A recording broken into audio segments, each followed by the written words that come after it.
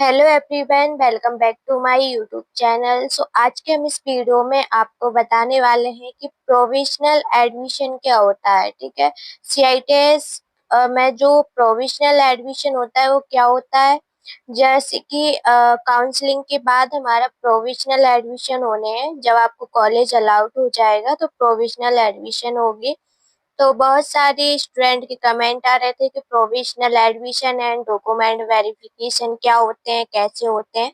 तो आज हम डिटेल्स में आपको अच्छे से एक्सप्लेन करूंगी इस वीडियो में, तो लास्ट तक बने रहना। ओके, तो इसमें हम आपको बताएंगे कि प्रोविजनल एडमिशन का मतलब क्या होता है। देखिए, सबसे पहले हम बात करेंगे जैसे कि आपको कॉलेज अलाउड हो जाएगा। जैसे आपकी काउंसलिंग अभी चल रही है और काउंसलिंग के बाद आपको कॉलेज अलाउड होगा, मतलब एक रिजल्ट आ जाएगा काउंसलिंग के बाद, उसमें आपको कॉलेज अलाउड किया जाएगा। ठीक है, कौन सा किसको कॉलेज मिला है नहीं मिला सब कुछ आपको काउंसलिंग के बाद पता चलेगा। आप जब कॉलेज आपको अलाउड हो जाएगा तो उसके बाद क्या होता है, उसके बाद आपका प्रोविजनल एडमिशन होता है। मतलब आपके डॉक्यूमेंट, जो भी डॉक्यूमेंट आपके रहते हैं, आपने जो भी किया है, आईटीआई किया है, सीटीएस जो भी आपने किया है, कास्ट सर्टिफिकेट, ये सारे डॉक्यूमेंट आपको लेके जाने होते हैं और आपका डॉक्यूमेंट वेरिफिकेशन होते हैं। मतलब जो आपको कॉलेज मिला है,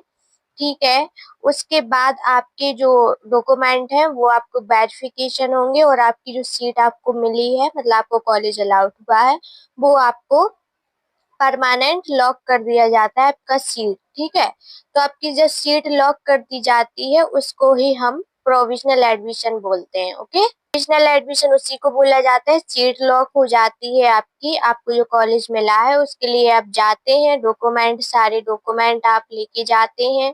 ओके, सारे डॉक्यूमेंट आप लेके जाते हैं और वहां पर जो भी आपके मेडिकल सर्टिफिकेट, ये सारे डॉक्यूमेंट रहते हैं, वहां आप सबमिट करते हैं और आपको ओरिजिनल डॉक्यूमेंट लेके जाने हैं। ठीक है, कॉपी लेके जानी है, साथ में ओरिजिनल डॉक्यूमेंट आपके होने चाहिए, क्योंकि वहां पर आपके ओरिजिनल डॉक्यूमेंट चेक होते हैं और उसके बाद आपकी कॉपीज जो रहती हैं वो एक सेट में बन के आपका सबमिट होता है। ठीक है, और आपको वहां से जो आपका सीट आपको मिला है, कॉलेज मिला है, वहां से आपको एक करके आपको एक लेटर दे दिया जाता है जो आप फाइनल एडमिशन में लेके जाते हैं। ठीक है, अब बात करते हैं कि हमें डॉक्यूमेंट वेरिफिकेशन कहाँ करानी पड़ेंगे, मतलब आपको कहाँ जाना पड़ेगा, है ना। तो चलिए समझते हैं आपको कहाँ जाना है आपको डॉक्यूमेंट वेरिफिकेशन के लिए। ठीक है, 22 से आपके 25 डेट यहाँ पर मेंशन की गई है। ठीक है, 22 को आप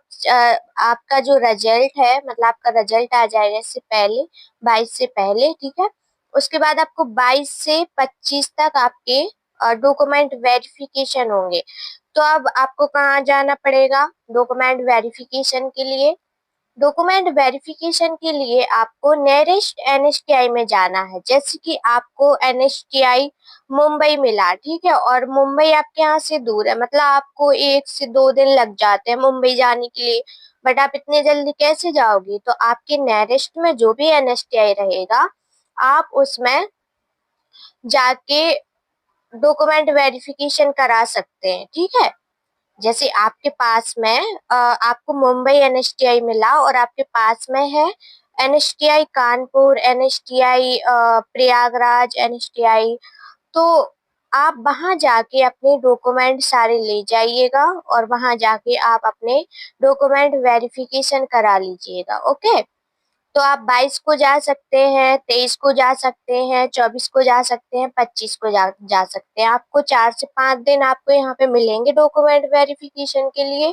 तो आपके जो भी पास में नियरेस्ट एनएसटीआई होगा, मतलब आपको आईटीओटी में नहीं जाना है। ओके, आपको एनएसटीआई में ही जाना है। आपके पास में जो भी एनएसटीआई रहेगा आप उसमें जा सकते हैं। कुछ बच्चों के कमेंट थे कि हमारा तो जो पास में एनएसटीआई है उसमें हमारा ट्रेड ही नहीं है। तो देखो, आपके ट्रेड से मतलब नहीं है यहाँ पर। ठीक है, आपके उस कॉलेज में ट्रेड है नहीं है उससे आपको कोई मतलब नहीं है।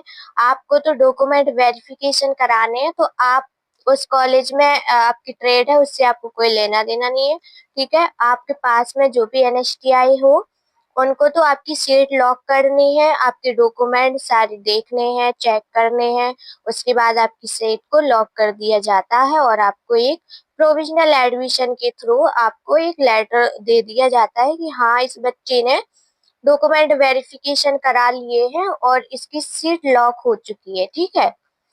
तो आपको आपके आसपास में जो भी एनएसटीआई है, आप उसमें जाके डॉक्यूमेंट वेरिफिकेशन कराएंगे, ठीक है। अब ये रही हमारी नियरेस्ट एनएसटीआई। इसके बाद क्या होता है, देखो इसके बाद आप सोच समझ के डॉक्यूमेंट वेरिफिकेशन कराइएगा, ठीक है। ऐसे जल्दबाजी मत करना, ओके। तो यहाँ पर क्या होता है, देखो आया है अ, तीसरा आपको कॉलेज मिल गया, ठीक है। तो तीसरा जो कॉलेज आपको मिला है, उसके बाद अगर आपको चाहिए है कि हमें तो फर्स्ट चॉइस हमें मिली नहीं है, हमें थर्ड नंबर का चॉइस कॉलेज मिल गया, उसके बाद आपको ट्रांसफर राउंड का भी ऑप्शन मिलेगा, ठीक है। नेट जो आपका डॉक्यूमेंट वेरिफिकेशन हो जाएंगे, उसके बाद आपको ट्रांसफर राउंड का भी मौका मिलेगा। उसमें आप ट्रांसफर के लिए अप्लाई करेंगे और दूसरे दिन आपका ट्रांसफर होता है नहीं होता है, उसका भी आपको रिजल्ट शो हो जाता है, ठीक है। अब देखो डॉक्यूमेंट वेरिफिकेशन जब आप करा लोगे, तो उसके बाद जो आपके सेकंड काउंसलिंग होगी, थर्ड काउंसलिंग होगी, वो आपको फिर मौका नहीं दिए जाएंगे आपको, ठीक है। अगर आप जैसे आपको फर्स्ट में आपको कॉलेज मिला, आपने डॉक्यूमेंट वेरिफिकेशन आप कराए, अब आप सोचो कि हम सेकंड काउंसलिंग में फिर से पार्टिसिपेट करें, तो आप नहीं कर सकते हो, ओके। सोच समझ के करना। अगर आपकी यहाँ पर सीट लॉक हो जाती है, आप डॉक्यूमेंट वेरिफिकेशन करा लेते हो, तो आपके सारे चांसेस खत्म है फिर, ठीक है। सिर्फ ट्रांसफर के लिए अप्लाई कर सकते हो, उसके बाद आप नहीं कर सकते, ठीक। तो फर्स्ट वाले फर्स्ट ट्रांसफर के लिए अप्लाई करेंगे, सेकंड वाले सेकंड के लिए अप्लाई करेंगे। अगर आप यहाँ पर डॉक्यूमेंट वेरिफिकेशन कराने नहीं जाते हो, छोड़ देते हो, तो फिर आपको सेकंड काउंसलिंग के लिए मौका दिया जाएगा, उसमें आप पार्टिसिपेट करना, ठीक। तो यहाँ पर आप सोच समझ के डॉक्यूमेंट वेरिफिकेशन कराना, ओके। तो यहाँ पर बहुत सारे बच्चों के कमेंट थे कि हमें फर्स्ट काउंसलिंग में कॉलेज मिल जाएगा और उसके बाद हमें सेकंड काउंसलिंग करना है, ठीक है। सेकंड काउंसलिंग हमने कर दी और उसमें हमें कॉलेज नहीं मिला, मतलब फर्स्ट में तो उनको कॉलेज मिल गया था, सेकंड काउंसलिंग में मतलब उन्होंने फर्स्ट में डॉक्यूमेंट वेरिफिकेशन नहीं कराया, सेकंड में फिर से काउंसलिंग की और सेकंड में आपको चॉइस नहीं मिली, तो वो पूछ रहे थे कि फर्स्ट वाला जो हमें कॉलेज मिला है, वो हमें रहेगा हमारे लिए या फिर कैंसिल हो जाएगा। तो देखो अगर फर्स्ट का में आप एडमिशन नहीं लेते हो, सेकंड में आप काउंसलिंग करते हो, तो फिर आपके जो फर्स्ट वाले काउंसलिंग के चांस रहेंगे, वो आपके सारे कैंसिल हो जाएंगे, ठीक है। आपको फिर जो आपको फर्स्ट में कॉलेज रहेगा, वो आपका कैंसिल हो जाएगा, वो आपको यहाँ पर कॉलेज नहीं मिलेगा, ठीक है। वो आपका कैंसिल हो जाएगा। जो सेकंड काउंसलिंग की प्रोसेस रहेगी, वो फिर आपकी न्यू रहेगी प्रोसेस, ठीक है। इसके बाद जो फर्स्ट काउंसलिंग की रहेगी, आपको कॉलेज नहीं मिला, मिला है, जो भी कुछ है वो आपका सब कुछ कैंसिल यहाँ पर कर दिया जाएगा, ठीक है। तो ये यहाँ पर आपका कुछ नहीं होगा, फिर सेकंड काउंसलिंग का प्रोसेस चलेगा, ओके। तो यहाँ पर आपका ऐसे डॉक्यूमेंट वेरिफिकेशन होने हैं और डॉक्यूमेंट आप अभी से रेडी कर लीजिए। जिनका भी अच्छा नंबर है, ठीक, जिनका भी अच्छा नंबर है वो तो अपना डॉक्यूमेंट रेडी कर लीजिए, क्योंकि उनको कॉलेज मिलने वाला ही है, ठीक है। और अपना डॉक्यूमेंट रेडी करके रखिए। मैंने शॉर्ट वीडियो में बता दिया था आपको कौन कौन से डॉक्यूमेंट लेके जाने हैं प्रोविजनल एडमिशन के लिए। सो आप वो सारे वीडियोस देख सकते हैं, मैं डिस्क्रिप्शन में लिंक दे दूंगी, चैनल पर विजिट कर लेना, ठीक। यहाँ पर आपके डॉक्यूमेंट इस तरीके से वेरिफिकेशन होते हैं, कोई दिक्कत नहीं है।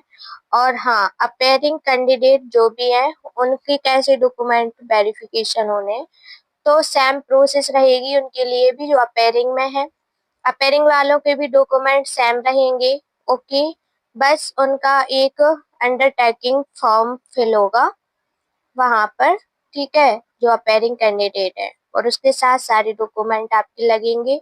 ओरिजिनल डॉक्यूमेंट आपके वेरिफिकेशन होंगे, सब कुछ सेम रहेगा, बस ओनली आपका एक फॉर्म फिल करके सबमिट किया जाएगा। ठीक है, तो इस तरीके से होते हैं, कोई दिक्कत नहीं है। जब भी आपको कॉलेज मिल जाए, आप डॉक्यूमेंट वेरिफिकेशन के लिए जाएं, तो नेरेस्ट में जो भी एनएसटीआई है उसमें चले जाना, और जो भी आपके डॉक्यूमेंट हैं, ओरिजिनल कॉपीज, फोटोज वगैरह सब कुछ लेके जाना, वहां पर आपका हो जाएगा। ओके, तो आई होप आपको ये वीडियो अच्छी लगी होगी। काफी कमेंट आ रहे थे, इसलिए मैंने सोचा चलो मैं अच्छे से आपको एक्सप्लेन कर देती हूँ क्या होता है प्रोविजनल एडमिशन।